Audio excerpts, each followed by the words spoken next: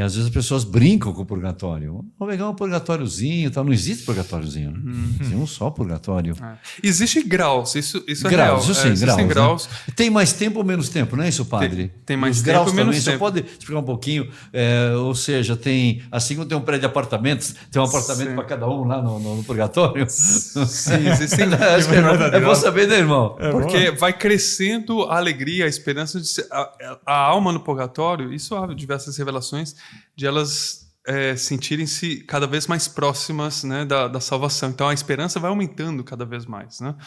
Então depois há essa entrada no paraíso.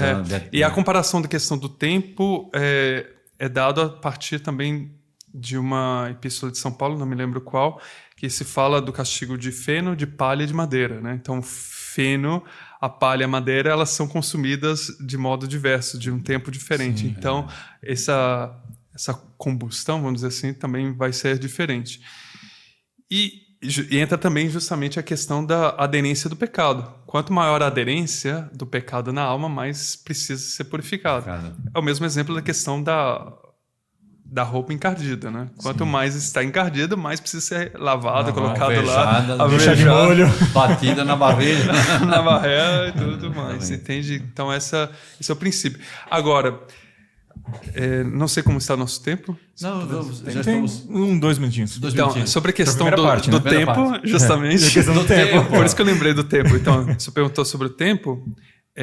Houve um caso de um sacerdote que faleceu sendo assistido por São Paulo da Cruz. São Paulo da Cruz? Sim. Cuja festa foi recente também. São Paulo da Cruz foi recente, né? Então, esse sacerdote, depois de 15 minutos que ele veio a falecer, ele apareceu para São Paulo da Cruz. Depois de morto? Nossa, uma aparição depois de morto.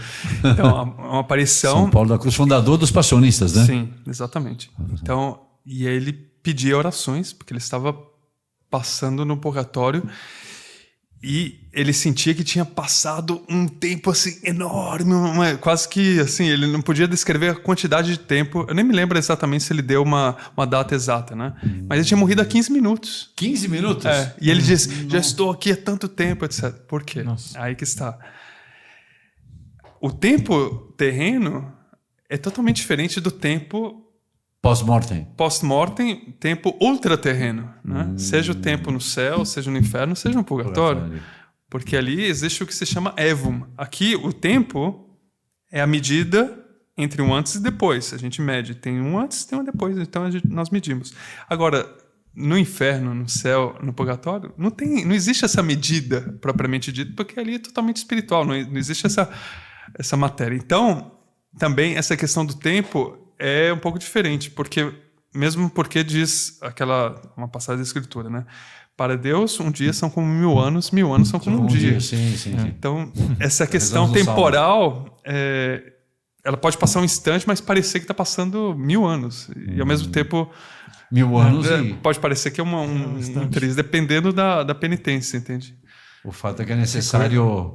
A gente tentar a purificação o quanto antes, né? O quanto antes. O tempo o tempo a gente conhece, né? Por isso que também tem uma revelação de agora foi Santa Francisca Romana. Sim, perfeito. Santa Francisca Romana.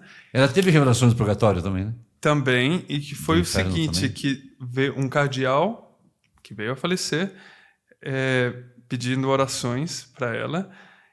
E ele comentava o seguinte, que ele, em vida, como ele não tinha muita devoção, ou melhor, não rezava nas missas pelas almas do purgatório, agora ele tinha que pagar no purgatório por causa disso. Nossa, padre! Forte, hein? Padre!